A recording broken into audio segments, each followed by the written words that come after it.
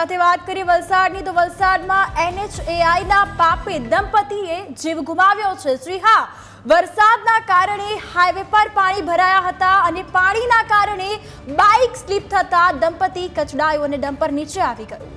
તો વલસાડમાં national highway number 48 પર અકસ્માતની ઘટના સર્જાઈ અને દંપતી હાઈવે પર ભરાયેલા પાણીમાંથી બાઇક પર પસાર થઈ રહ્યું હતું। અચાનક જ બાઇક સ્લીપ થતા દંપતી નીચે પટકાયું અને ત્યાંથી પસાર થઈ રહેલું ડમ્પર તેમની પર પડી વળ્યું, જેમાં પતિ પત્ની બંનેના મોત નીપજ્યા હોવાનું સામે આવ્યું।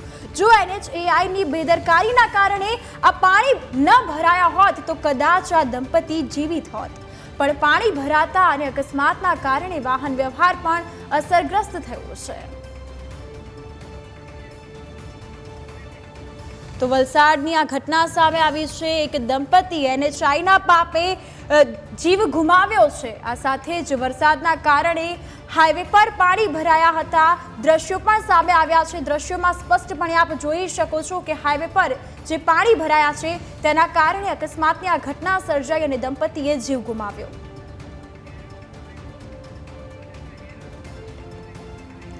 આ સાથે વધુ વિગત માટે સંવાદદાતા હેરત જોડાયા છે। જી હેરત, આ દંપતીનું મોત નીપજ્યું છે અને અકસ્માતની આ ઘટના સર્જાઈ છે। તંત્રના પાપે અકસ્માતોના બનાવ સતત વધી રહ્યા છે। આ અંગે વધુ અપડેટ।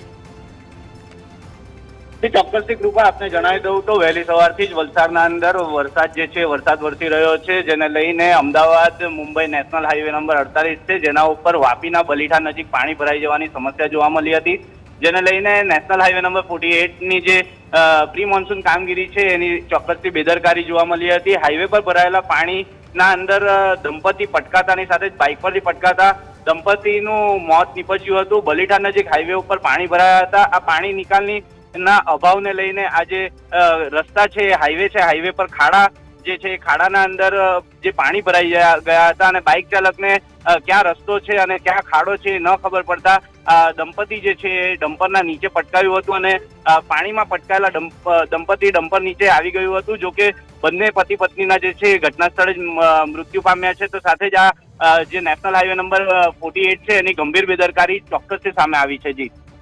જી હેરત, તમામ વિગત બદલ આપનો આભાર।